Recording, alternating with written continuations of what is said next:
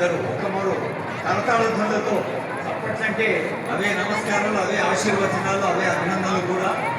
ఎక్కడ మంచి పని జరుగుతున్నా మంచిని ప్రోత్సహించాలి, మంచిని పంచాలి, మంచిని పెంచాలి అని చెప్పి మన భారతీయ సంప్రదాయంలో భారతదేశం అనేక రాష్ట్రాల సమాహారం.